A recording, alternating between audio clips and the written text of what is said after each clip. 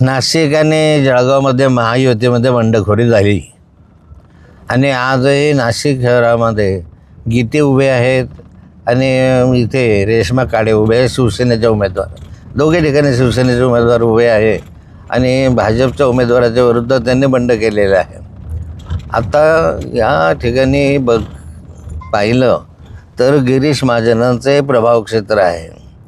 या प्रभाव क्षेत्रामध्ये संकटमोचक म्हणून म्हणवणारे गिरीश महाजन अपयशी ठरले. त्यांना बाकी या ठिकाणी आपल्याच प्रभाव क्षेत्रामध्ये जी बंडखोरी आहे ती कमी करता आली नाही किंवा मिटवता आली नाही किंवा त्यांना बसवता आलं नाही.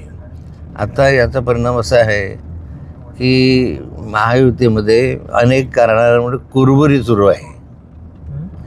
यात एक असं आहे की जळगावची जागा जी आहे ती गुलाबराव पाटलांच्या मुलासाठी त्यांना हवी होती आणि ते आग्रही होते की माझ्या मुलासाठी ही जागा द्यावी.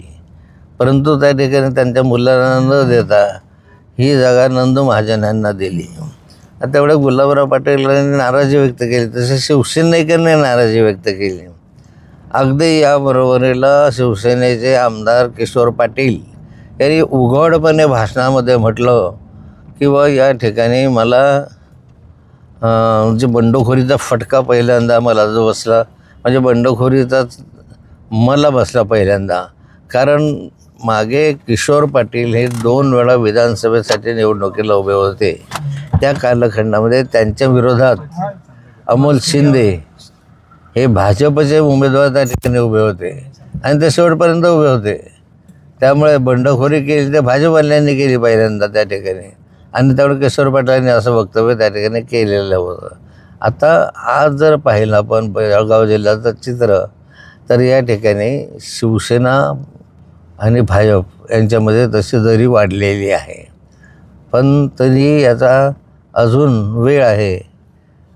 रेश्मा काळे यांना आपला उमेदवार मागे घेता येईल की काय याबद्दल उत्सुकता आहे. याचा फायदा कुणाला होईल? या सगळ्या एकंदरीत चौरंगी लढत पाहायला मिळते आहे. नंदू महाजनांवर याचा काही परिणाम होईल का? पाय चौरंगी असो का तिरंगी असो याचा फायदा किंवा तोटा असा नाही. नंदू महाजनची बाजू आज मजबूत आहे. कारण भाजप युती म्हटली महायुती तर महायुतीच्या बऱ्यापैकी मतं नंदू महाजनला मिळतील आणि महायुतीच्या मतांवर नंदू महाजन निवडून येतील. आता या ठिकाणी जे बंडखोर उमेदवार उभे आहे, आता हा बाजार आहे विधान परिषदेचा आहे. या बाजारामध्ये आपण ज्याला काय म्हणतो की खरेदी विक्री चालू आहे सध्या, पण अजून भाव फुटले नाही अशातली स्थिती जळगावची आहे. मग त्याच्यामध्ये जो जास्त पैसे देईल त्याला मतदान करतात असा आजवरचा अनुभव आहे. पण आता मग बघूया पुढे काय होतं. या जो वाद जो चाललेला आहे शिंदे सेनेचा, तर आगामी काळात त्याची परिस्थिती काय राहू शकते? हा वाद वाढू शकतो की वरिष्ठापर्यंत जाईल किंवा भविष्यात जिल्हा परिषद आहे? नाही, शिंदे सेनेचा वाद वाढवू शकतो.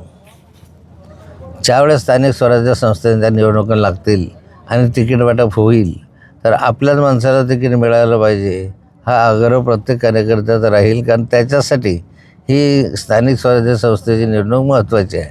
त्याला काही विधानसभेत रस नसतो काही लोकसभेत रस नसतो. त्याला पंचायत समिती, जिल्हा परिषद, नगरपालिका याच्यामध्ये रस असतो.